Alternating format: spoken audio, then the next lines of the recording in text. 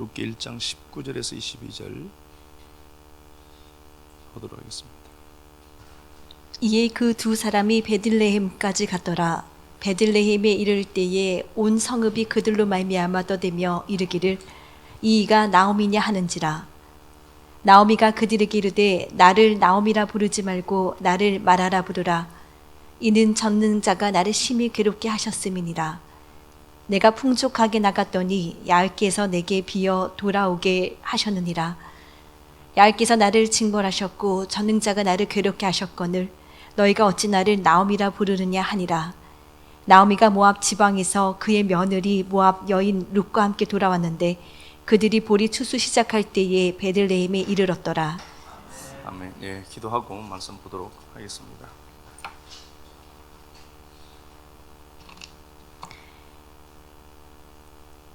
하나님, 당신의 신부 버리지 못해서 안락한 왕궁을 포기하고 나와 자기 동산에 내려오신 사랑 감사합니다. 풀리지 않는 일, 겹겹이 쌓이는 문제에 아파했습니다. 걷고 또 걸어도 끝이 없는 메마른 광야에 서 있는 것 같았습니다. 말씀을 통해 보니 내가 선 이 자리가 불모지요 척박한 사막이 아니라 꽃밭이었습니다. 말씀을 통해 자세히 들여다보니 내가 겪는 고통은 헛된 것이 아니라 해산의 수고였음을 고백합니다. 고멜 같은 나를 긍휼히 여기사 포기치 아니하시고 설득하신 은혜 감사합니다. 현상을 보지 않는 당신의 시선이 식구들에게 배양되게 하셔서 새벽 이슬을 보며 큰 비의 소리 듣는 자들 더욱 많아지게 하옵소서. 우리 가는 길에 광대하고 위험한 광야를 만나도 이제는 신랑 되신 주님이 함께 계심을 믿으니 황무지에서도 소망을 품습니다. 모든 것이 합력해 선을 이루실 하나님의 열심 믿고 그 자리에서 노래하는 믿음의 동력자들 되게 하옵소서. 그리스도 되신 예수님 이름으로 기도드립니다. 아멘. 예, 전능자라는 말씀의 제목으로 소리 좀 높여야 되겠대요. 전능자라고 하는 말씀의 제목으로 말씀 나누도록 하겠습니다. 우리가 그 지난 시간에 그 호세아서 말씀 갖고 보았는데요. 호세아가 이제 구원이라는 단어입니다. 구원을 하는데 호세아에게는 고멜과 같은 창녀가 하나 있습니다. 이게 우리들이죠. 우리들 모습입니다. 고멜이 있는데 고멜은 계속해서 자기 주장을 내세우고 자기가 하고 싶은 걸 합니다. 고멜 스스로 돌아왔다라고 여러분 생각하시면 안 됩니다. 끝없이 호세아가 가서 건져내어서 돌아온 것이지 고멜 스스로 회개하고 돌아왔다 이런 구절 하나도 없다는 거 아셔야 됩니다. 고멜이 이제 돌아오게 되는데요. 호세아 2장 14절에서 보면 그렇게 되어 있습니다. 빈들에 있습니다. 들 미드바르라고 되어 있는데 이 미드바르가 이게 황무지입니다. 황무지고 황폐한 곳입니다. 황폐하다는 단어고요. 그런데 눈만 잠시 열고 보면은 이렇게 다 바릅니다. 말씀입니다. 말씀이 맴 있는 장소로 되어 있죠. 말씀이 있는 곳입니다. 삶의 생존에 필요한 것들은 공급받지 못하는 걸로 나오지만 여기는 하나님의 말씀이 전해지고 있는 곳입니다. 그래서 뭘 보느냐는 거죠. 내가 이걸 보느냐, 현상을 보느냐, 감각과 본능의 세계, 익숙한 내 삶의 패턴들, 믿어왔던 방식들로만 보면은 이건 분명히 황무지입니다. 그런데 눈만 조금 열고 보면은 요 예레미야를 통해서 예레미야 2장 2절에 요건 신랑 신부가 예수 그리스도와 우리가 만난 장소라고까지 이야기하죠. 신혼여행 간 장소, 신혼여행 떠난 장소로 광야를 또 묘사를 해요. 그래서 씨 뿌리지 못하는 땅으로 되어 있습니다. 씨 뿌리지 못하는 땅, 척박하죠. 씨 뿌리지 못하는 땅인데 그 예수가 지금 씨가 되어서 와 있어요. 이게 보여야 되는 거거든요. 그래서 내가 이 역사 속을 걸어가는 내 모습을 보면은 씨 하나 뿌릴 수 없을 만큼 척박한 땅입니다. 그런데 거기에 씨 뿌리지 못하는 땅에 말씀의 본체이시고 창조주 되신 하나님이 서 계세요. 근데 이게 뭘 보느냐는 겁니다. 의식의 문제이겠죠. 이걸 보는 겁니다. 그래서 그런 늘 자기 주장을 내세우고 자기 뜻대로 되지 않으면 돌아지고 하나님 원망하고 하는 이 고멜과 같은 인생을 광야에 가서 내가 다 이루겠다, 이게 파탄데요, 설득하겠다는 소리입니다. 하나님의 긴 설득이 이루어지는 겁니다. 설득하겠고, 그 광야에서 내가 너를 어떻게 하죠? 응대하리라로 되어 있는데 이게 아나라는 단어입니다. 요 아나라는 단어는 노래하다 하는 단어입니다. 야 권능아, 네가 보기엔 네 인생이 참 척박해 보이지, 씨 하나 뿌릴 수 없는 그런 땅처럼 보인다 네 인생이. 그래서 사람들이 손가락질 하기도 해요. 야 예수 믿어도 뭐 별것 없구만, 이렇게 이야기를 한다는 거겠죠. 그런 광야에 네가 있는데 그곳에 현상적으로 팩트로 보면은 만져지는 게 없죠. 그런데 그 장소에서 야 내가 보이면은 그 장소는 노래할 수 있다, 그 장소에서 우리 함께 노래하자라고 하는 겁니다.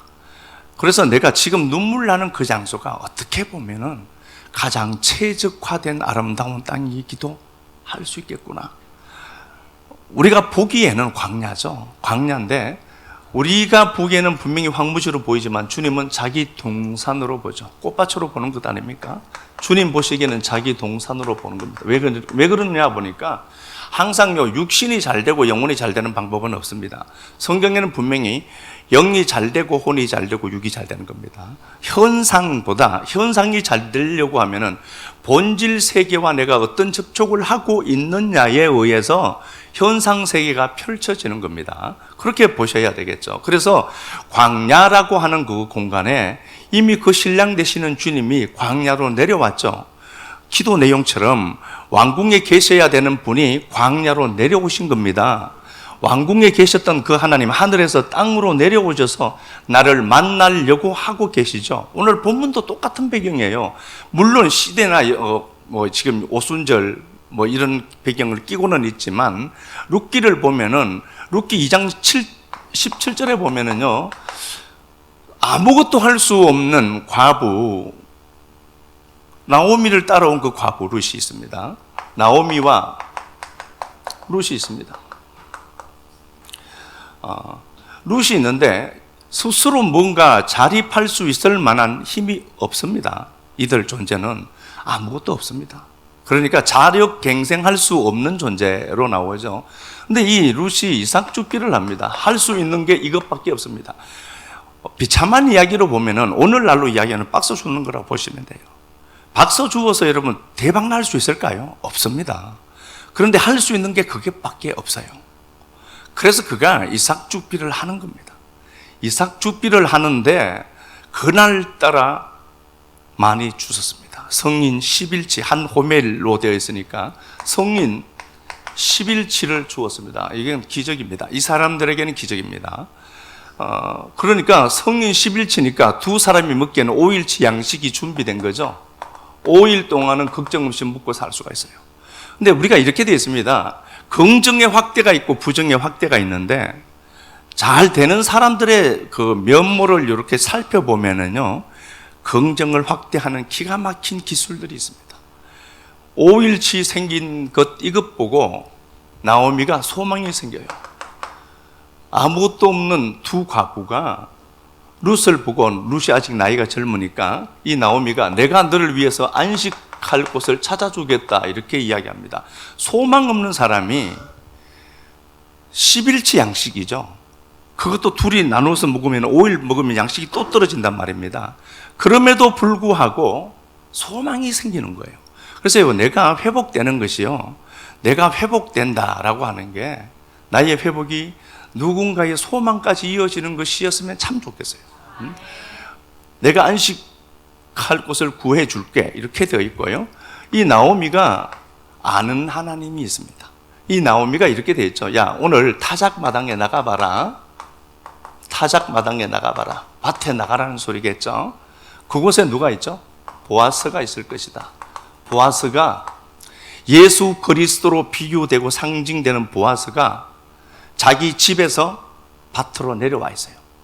일이 여기서 시작되는 겁니다. 보아스로 보면은 자, 그 주님이 자기 왕이신데 왕이 엘룰월에 광야로 내려오죠. 집에 안 들어가고. 오늘 본문에서 똑같이 보면은 보아스가 자기 집에서의 부자예요. 이 양반이요. 그런데 이 보아스가 자기 집에 있지 않고 타작할 시점 되어서 그가 자기 타작 마당에 내려와 있어요. 이걸 누가 아는가 보니까 나오미가 그래도 막내도 알고 있어요. 그래서 오늘 저를 통해서 여러분들에게 주어진 말씀을 듣고, 아, 그분이 내 인생의 타작마당의 시점, 타작하는 그 시점, 수수때가 가까워지는 그 시점에 나 만나려고 거기 미리 내려와 계시구나로 보셔야 돼요. 그러면은 그분이 타작마당에 보아스가 미리 내려와 있죠. 내려와서 룻에게 네가 깨끗하게 씻고 몸 단장하고 그렇게 그 보아스가 그곳에서 광야에서 또 잠을 자요. 잠자는데 그의 옷자락 속으로 들어가라. 동침하라는 소리겠죠. 들어가라라고 하니까 이때 보아스가요 한번 거절합니다. 근데 여기서 우리가 무너져요. 거절을 하는데 거절이 아니죠. 보아스 입장에서는 아직 해결해야 될 일이 있습니다. 그러니까 이스라엘에는 이 룻이 보아스와 지금 합방하면 안 되는 이유는 보아스보다 더 가까운 나오미의 친족이 있습니다. 계대 결혼법이 있어요, 이스라엘에는. 그래서 형제가 죽으면 그 다음에 형제의 씨를 이어가야 되는 게 있어요, 이스라엘에는. 그래서 가장 가까운 친척이 보아스 말고 또 다른 사람이 한 사람 있단 말입니다. 그러니까 이 사람을 보아스는 해결해야 돼요. 룻이 해결을 못 한다니까요. 그러니까 내가 그거 해결해야 되니까 오늘은 그냥 네가 사람들 눈도 있으니까 밤에 돌아가라 이렇게 돼 있죠. 그러면은 이 모든 일들 가운데에 노출되어 있는 룻의 입장에서는 어떻게 될까요? 얼마나 비참하겠습니까? 거절을 견딜 수 있는 힘들이 있어야 돼. 이건 믿음으로 가능하거든요.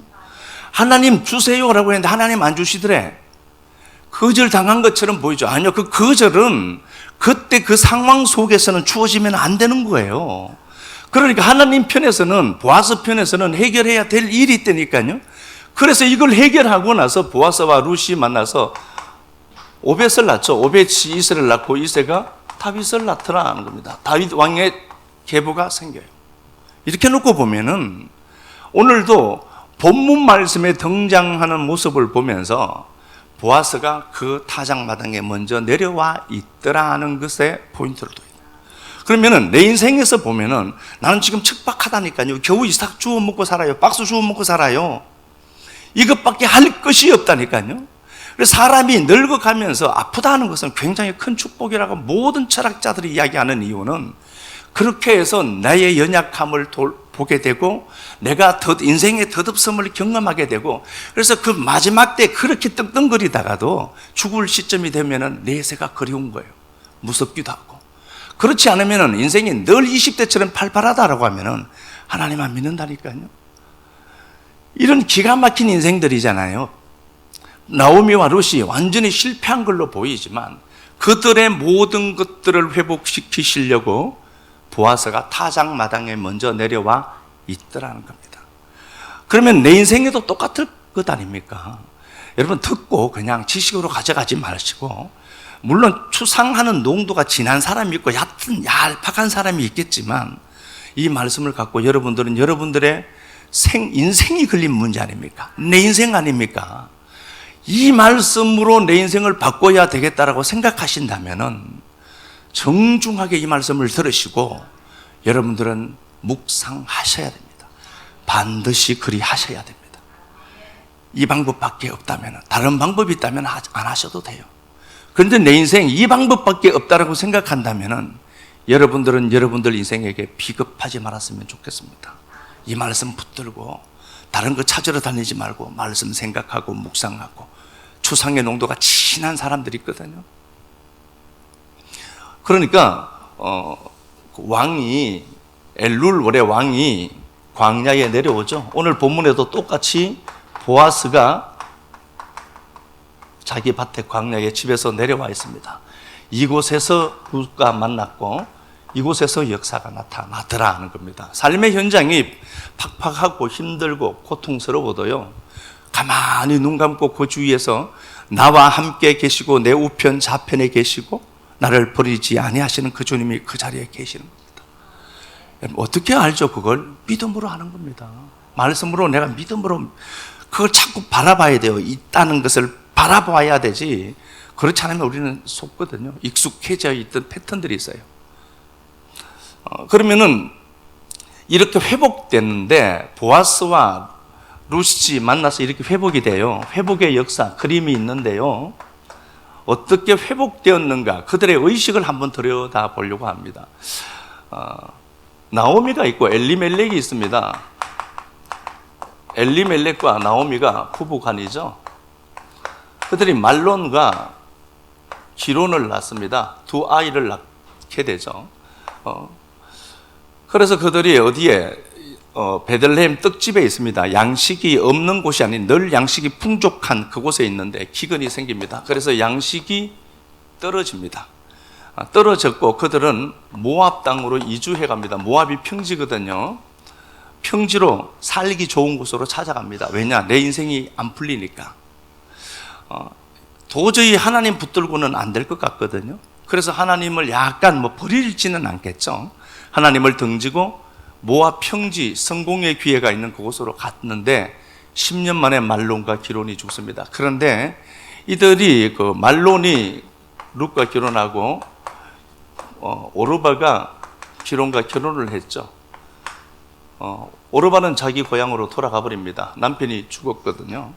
그런데 엘리멜렉도 죽고 말론도 죽고 기론도 죽고 두 가부 룻과 보아스만 남았습니다. 그런데 나오미가 망해도 신앙인이라는 게 느껴지는 이유는 그가 망했지만 1장 6절에 보니까 베들레헴에 양식이 있다는 소리가 들려요. 그냥 소리가 흘러서 들려요. 그런데 그 양식이 다시 주어졌다는 소리를 듣고 모압 땅에서 다시 베들레헴으로 올라오려고 하고 있습니다. 올라오는 길이 만만치 않습니다. 여러분들이 살고 있는 동네에서 여러분들이 망했다라고 한번 보세요. 내가 예수를 믿고 그래서 만약에 더 좋아졌다라고 하면 떵떵거리고 살 수도 있을 텐데 예수 믿었는데 더 안 된 거예요. 망한 겁니다. 그런데 내가 다시 고향으로 돌아간다. 우리 분명합니다. 안 갑니다. 저만 그런가? 분명히 안 갑니다. 쪽팔려서도 못 가고요. 그러니까 두 과부가 망하고 올라오는 길에 그곳이 소동을 칩니다. 요란해집니다. 한번 가서 보겠습니다. 한번 가서 봅시다.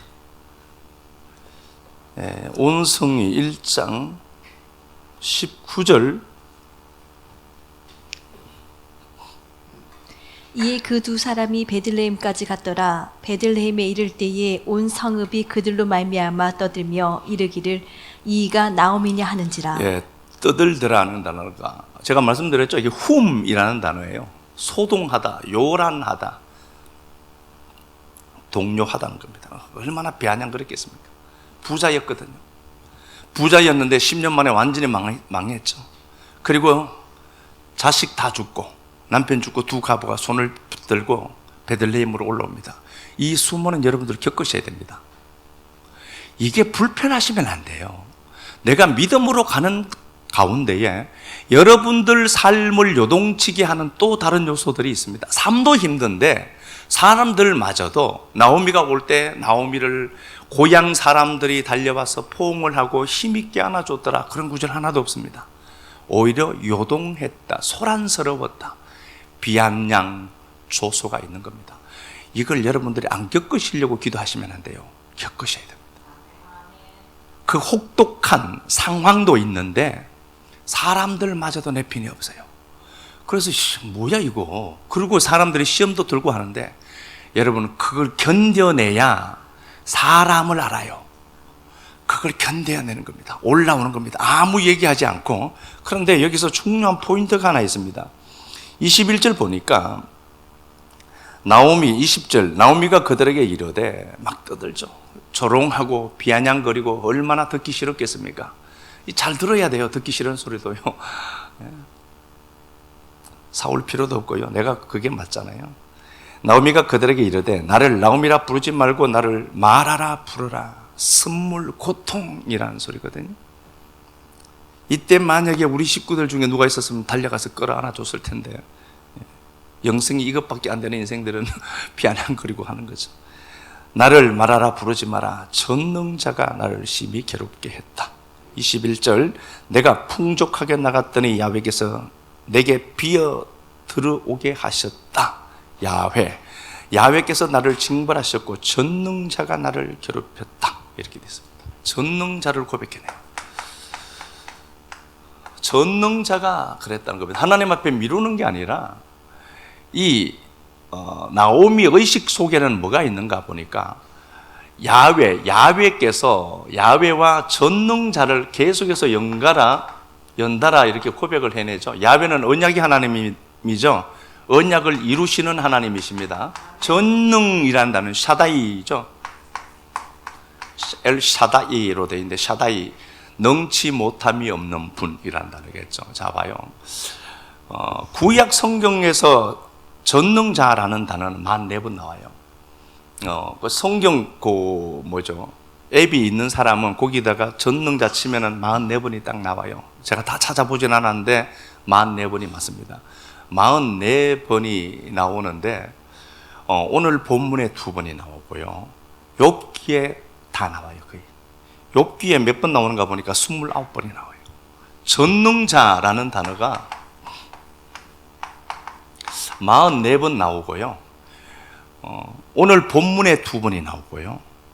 제가 말씀드린 욥기에 29번, 욥기에 29번이 나와요. 여러분들에게 있어서 전능하신 하나님, 그냥 아무 생각 없이 찬양도 하긴 하죠. 전능하다, 전지전능하시죠. 능치 못함이 없고 못할 일이 없으신 하나님을 고백하는데, 구약 성경에서 전능자라는 단어가 제일 많이 쓰인 게 욥입니다. 그러면 이건 뭘 얘기하는 거죠? 진짜 인생이 지질이 안 될 때 전능자를 찾는 겁니다. 그렇죠? 잘 될 때 전능하신 하나님을 노래하지 않았고요. 전능이라고 할 때 욥기의 뚜껑을 열면 온통 색채가 어두워요. 고통과 눈물과 좌절과 사람도 떠나가고, 내가 그렇게 잘해줬는데 걔들이 나 다 버리더라. 그리고 그 인생의 적나라함을 다 표출해내죠. 야, 인생들아, 이게 니들이야. 니들의 처지가 이래. 그러면서 온몸이 만신창이가 되고, 욥과 가장 친했던 친구들마저도 선악구조로 접근을 하고, 막 그럴 때 이 욥기에서 전능자라는 단어가 가장 많이 사용됩니다. 잘 될 때 전능자를 찾지 않았어요. 안 될 때 전능자를 가장 많이 외쳤습니다. 그러면은 오늘 본문에 나오는 나오미의 의식 속에는 뭐가 있는가 보니까, 이렇게 힘들고 고통스러워도 전능하신 자는 나와 함께 하고 있다는 사실을 인식하고 있는 겁니다. 모든 것이 무너졌어요. 삶이 어렵고 힘들고 내 인생 내가 보니까 황무지에 홀로 방치된 것처럼 보여지거든요. 그 자리에 있다니까요.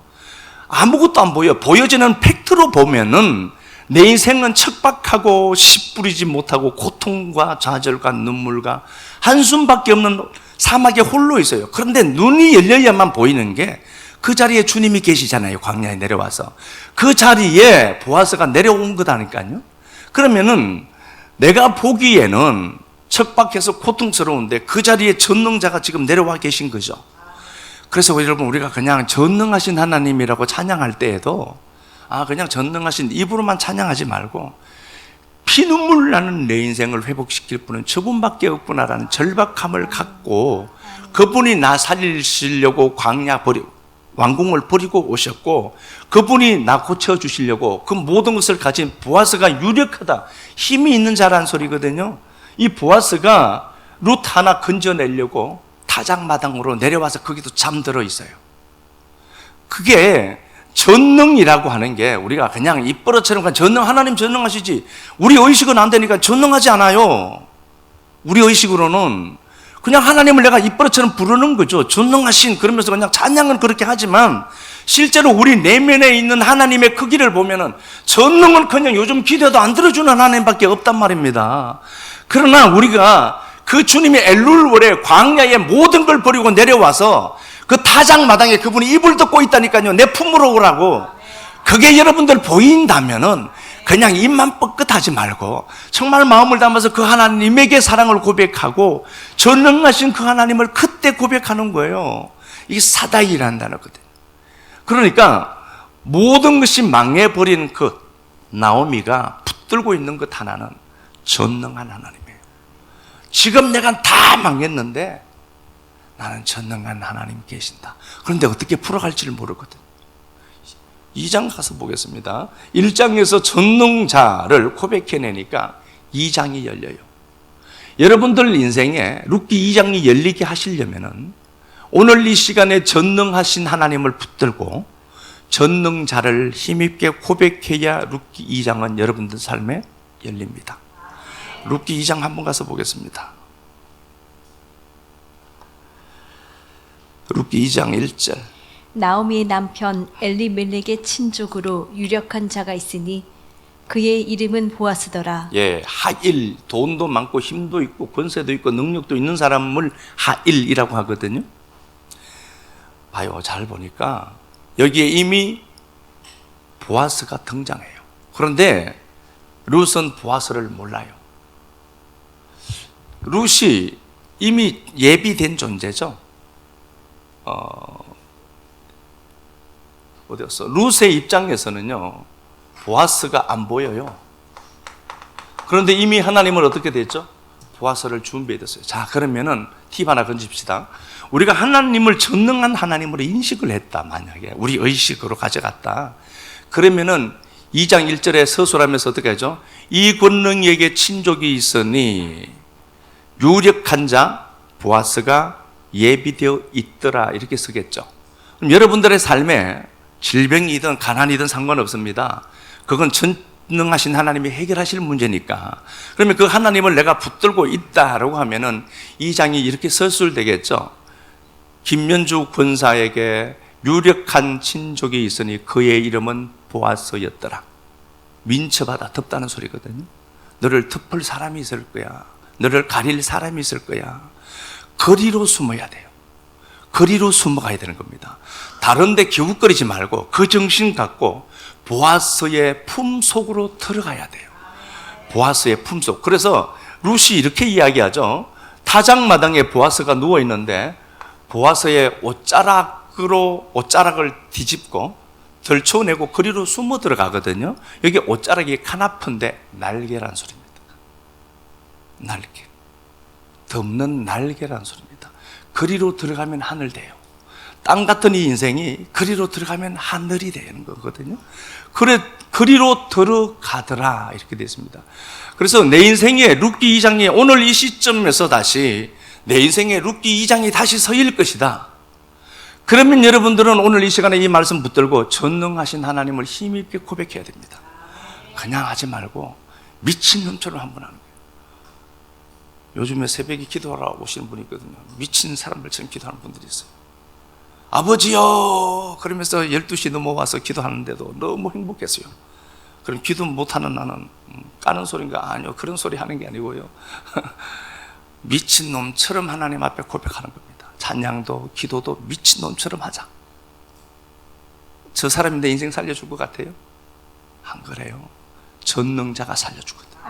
그러면 그 전능자 붙들고 그 방법밖에 없잖아요.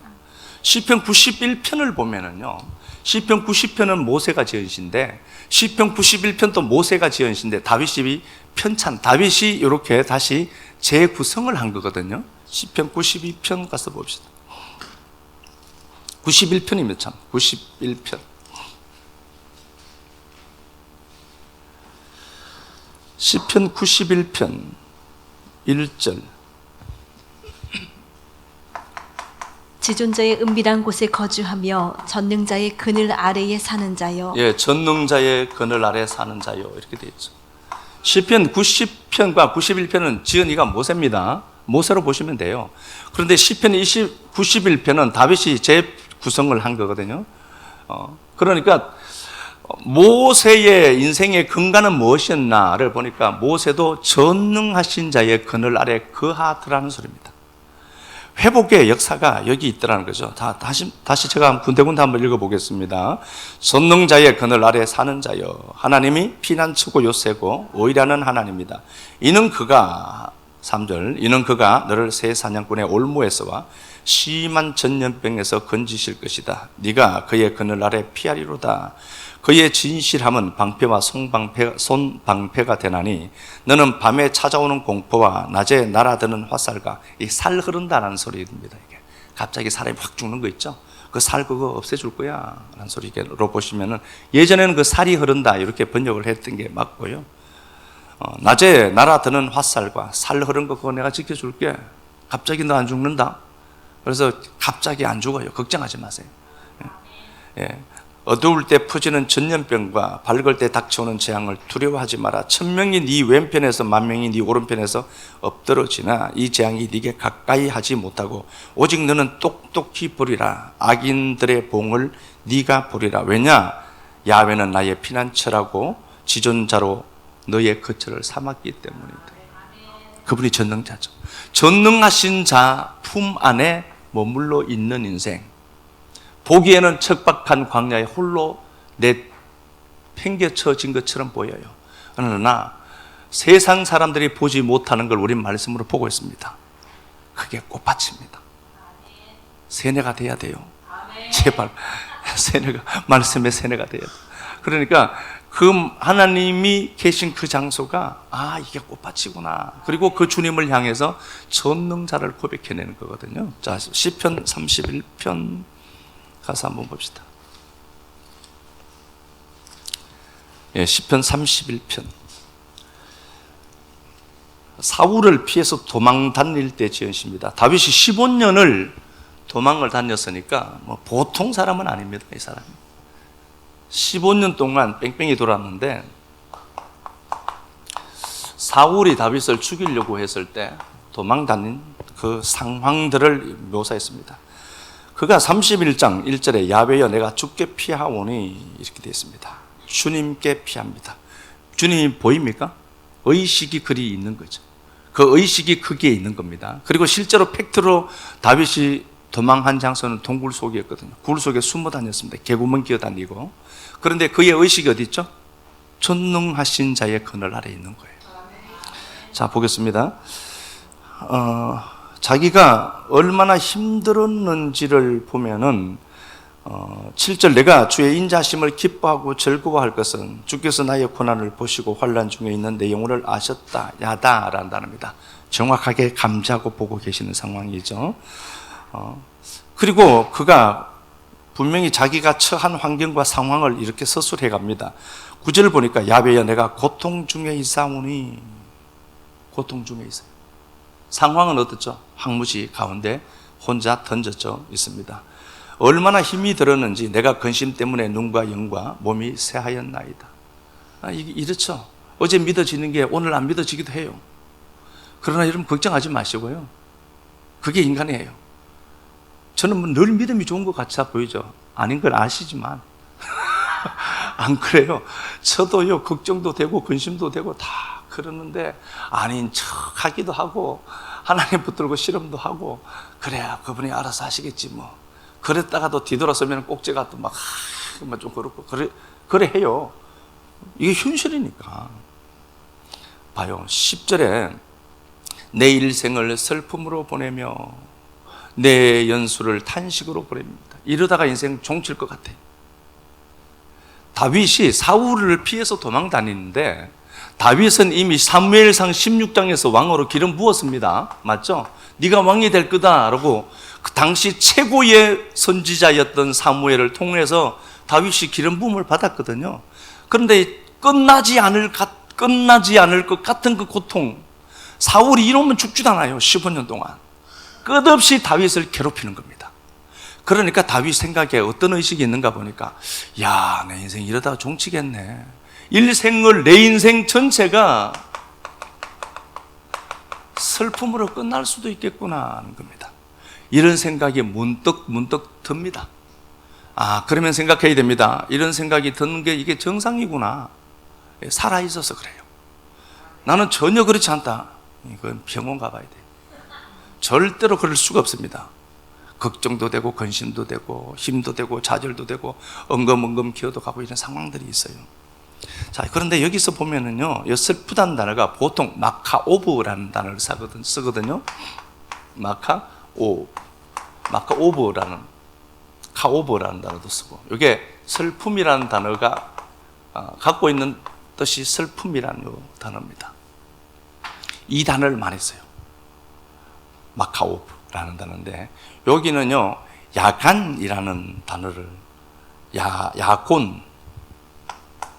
야곤이라는 단어를 썼어요. 요 야곤이라는 단어를 썼습니다. 하나님이 뭔가 암시하는 게 있습니다. 야곤이라는 단어는 야가에서 왔고요, 여기에 옮기다는 단어입니다. 그러면 내가 지금 슬퍼하고 좌절해 있죠. 내 인생이 이러다가 종칠 것 같고요, 이번 생은 망쳤네, 다음 생을 기대하자, 막 이렇게 되는데요, 이런 기가 막힌 상황을 만났는데, 여기에 슬픔이라는 단어를 보통 마카오브를 쓰거든요. 근데 여기는 야곤을 썼어요. 요건 뭐죠? 옮겨간다, 언능아, 그가 옮길 거다 하는 소리예요. 옮겨질 슬픔입니다. 요게 야곤이라는 이 단어가 갖고 있는 어근이 어디서 왔는가 보니까 말이 있는데요, 말이 말구비상에서 다쳐서 말의 기능을 하지 못하는 상태를 요 야곤이라는 단어의 어원이 그거예요. 그러니까 말이 있는데 말의 기능은 뭐예요? 이동하는 거죠. 전쟁을 위해서든 뭐든 이동하는 거잖아요. 근데 말이 다리 한쪽이 불구가 된 거예요. 그러면 세 발로 못 걷잖아요. 기능을 상실한 상태입니다. 상황을 보면은요, 광야에 다윗은 홀로 내던져진 것 같고, 아무리 계산해도 약속의 말씀은 있었는데 이렇게 살다가 나 죽을 것 같아. 기가 막힌 상황을 만났죠. 그리고 내 상황을 보니까 말이 기능을 못하는 겁니다. 잉여인간 같아 보이고, 나 이대로 살다가 죽을 것 같아요. 다리가 하나 없으니까. 이런 기가 막힌 상황인데, 이 단어가 야가라는 단어에서 왔다라고 했죠. 옮겨간다고 했는가? 그러니까 내 인생이요, 사람들 보기에는 척박해 보여요. 광야에 있어요. 죽을 것 같아요. 이게 오늘 끝나나 내일 끝나나 싶은데 계속돼. 죽을 것 같거든요. 그리고 내 꼬라지 보니까 다리 하나가 이렇게 돼서 걷지도 못하는 필요 없는 말이 된 거예요. 말고기는 진짜 맛있더라고요. 그런데 이렇게 불구가 되어 있는데 주님이 하시는 소리가 뭐죠? 그건 네 꼬라지 아니다. 그 장소에 우리의 발 되어주시는 예수가 있다니까. 그거 옮겨줄게, 걱정하지 마라. 그러니까 내가 일생을 이 슬픔으로 끝날 것 같아요 라고 하니까, 그렇지 않아. 너는 내가 너를 끌고 가고 네 인생 그거 슬픔 내가 다 옮겨줄 거다, 그거를 고백해내는 겁니다. 그래서 그가 봐요, 14절에 이렇게 고백하는 겁니다. 야훼여, 그러하여도 나는 주께 의지하고 말하기를 주는 내 하나님이라 하겠습니다. 15절, 내 앞날이 주의 손에 있나이다. 그런 인생이어도 하나님 손에 내가 있습니다. 아멘. 그걸 그가 고백해내죠. 스바냐서 한번 봅시다. 조금 더 할 말은 있는데 그냥 더 하면 안 될 것 같고, 스바냐 3장 14절. 시온에 따라 노래할지어다. 시온에 따라 노래해라. 다시 말하면 뭐죠? 이게 호세아 2장 14절에서 황무지에서 우리를 하나님 어떻게 하죠? 응대하리라. 요 아나라는 단어입니다. 노래하자. 네가 보기에는 말인데 불구가 된 것 같아 보이지? 네 인생이 씨 뿌리지 못하는 땅처럼 보이지? 그게 사실 잘 보면 꽃밭이거든요. 근데 여기서 노래하자, 권능아. 너 나로 족하지 않니? 나랑 함께 노래하자. 그런데 내가 보기엔 노래는커녕 곡 나온 소리만 하거든요. 상황이 힘드니까. 또 봅시다. 이스라엘아, 기쁘게 부를지어다. 예루살렘 따라 전심으로 기뻐하며 즐거워할지어다. 야이가 내 형벌을 제거하였고 내 원수를 쫓아냈으며 이스라엘 왕 야훼가 내 가운데 계시니 내가 다시는 화를 당할까 두려워하지 아니할 것이라. 그날에 사람이 예루살렘에 이르기를 두려워하지 말라. 시온아 내 손을 늘어뜨리지 말라. 너희 하나님 야훼가 너의 가운데에 계시니 그는 구원을 베푸실 전능자이시라. 예, 그분이 전능자다 이렇게 되어 있습니다. 그러니까 16절을 보아도 그렇죠. 두려워하지 말고 좀 제발 쫄지 마라. 내가 보기에는 이건 뭐 쓸모없는 인간으로 보이죠. 기능도 못하는 인간이니까 밥만 축내는 것처럼 보이죠. 그런데 전능자를 내가 붙들고만 있다면 여러분들의 삶은 실패로 끝나지 않습니다. 그래서 주님이 그렇게 말씀하시는 겁니다. 야, 내가 너와 함께 있잖아. 네가 너희 가운데 계시니 그는 구원을 베푸실 전능자다. 그가 너로 말미암아 기쁨을 이기지 못하고 사랑하고 잠잠히 사랑하고 너로 말미암아 즐거이 부르며 기뻐하시리라. 이렇게 되어 있죠. 하나님 우리 보고 기쁘고 춤추고 노래한다는 소리거든요. 그럼 어떻게 되죠? 그 광야에서 오늘 시간 노래하는 겁니다. 네, 그 하나님이 전능한 하나님으로 나타나서 여러분들의 삶에 룻기 2장을 만들어 가실 그 하나님을 기대하고 찬양 한번 드리도록 하겠습니다. 그럼에도 불구하고 광야 한가운데 덩그러니 던져진 인생처럼 보였지만 씨 뿌리지 못하고 건조하고 짐승이 울부짖는 광야처럼 보였지만 아골 골짜기를 소망해 문으로 바꿔내신 아버지 하나님, 이 광야에 당신이 서 계셔 주셔서 고맙습니다. 왕궁을 버리고 낮은 종의 모습으로 우리를 만나시려고 광야 한가운데 와 계시는 주님, 안락한 처소 집을 버려두고 타작마당 그 불편한 자리로 보아서가 내려온 이유는 그곳에서 룻을 만나야 하는 중차단 임무 때문인 것을 말씀 통해서 보았습니다. 사랑하는 주님, 힘든 식구들 있습니다. 질병 때문에 아파하고 힘들어하고 자녀 때문에 힘들어하고 아파하는 식구들 있습니다. 어떻게 보면 시편 31편 말씀처럼 내 일생이 이 슬픔으로 끝날 것 같기도 하고 그래서 너무 아프고 고통스럽기도 합니다. 보이는 환경과 상황은 척박하고 힘들고 황무지 같은데 보이지 않는 것을 붙들고 가느라고 힘들어 지치기도 합니다. 오늘 이 말씀 위로되도록 도와주옵소서. 이 말씀이 소망되도록 도와주시고 이 말씀을 묵상하는 데 시간을 투입하고 이 말씀을 붙드는 데 내 의지를 투입하고 이 말씀 묵상하는 데 많은 시간을 할애하는 한 주간 되도록 우리 식구들의 삶을 붙들어 주시고 견인해 주옵소서. 그리하여 룻기 2장이 활짝 열려가는 믿음의 동력자들 많아지도록 도와주옵소서. 주님 앞에 드린 시간들, 물질들, 섬김들 꼭 은혜 베풀어 주시고 아름다운 복으로 갚아주시고 채워주시기를 간절하게 소망하며 그리스도 예수님 존귀하신 이름 받들어 감사하며 축복하고 기도드리옵나이다. 아멘.